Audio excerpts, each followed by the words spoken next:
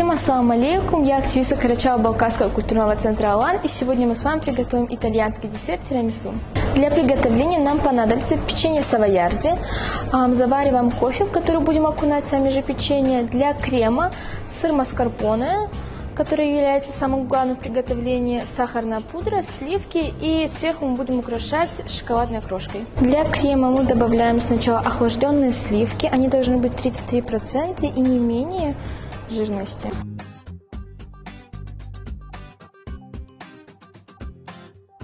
После добавляем туда сахарную пудру и для начала взбиваем эту массу.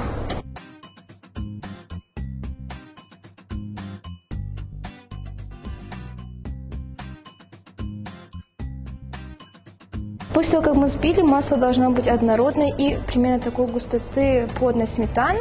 К этому мы сейчас добавим сыр маскарпоне, и нужно его не перезбить, а просто все соединить.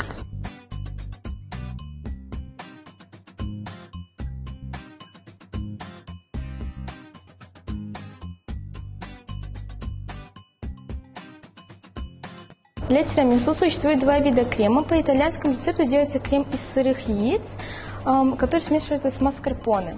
В нашем случае мы приготовили второй вид крема. Он будет из сливок, сахарной пудры и маскарпоне. Я выбрала этот крем, потому что считаю, что этот крем вкуснее для тирамису, но и сырым яйцам в креме я не доверяю. Для наших формочек и для удобства мы будем делить печенье пополам, чтобы сложить все в красивый слой. Теперь начинаем сборку самого тирамису. Берем формочку. Формочка может быть любая, какую вы захотите. Для удобства вниз добавим немножко крема,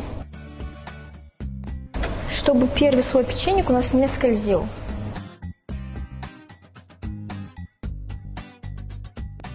И ставим формочку. Итак, собираем по слоям первый слой. У нас получается печенье. Теперь будем добавлять крем.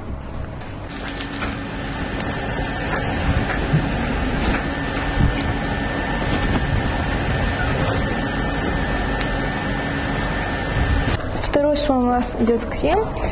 Повторяем слои, опять печенье.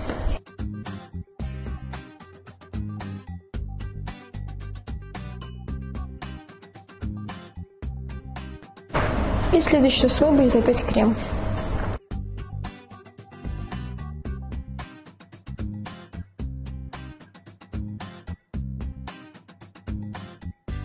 Последний слой тирамису у нас будет крем. Мы разглаживаем крем ложкой. Вообще слоев у тирамису может быть сколько вы хотите, в зависимости от вашей формы. Верх тирамису украшается в стандартном варианте какао, но мы же решили украсить шоколадной крошкой.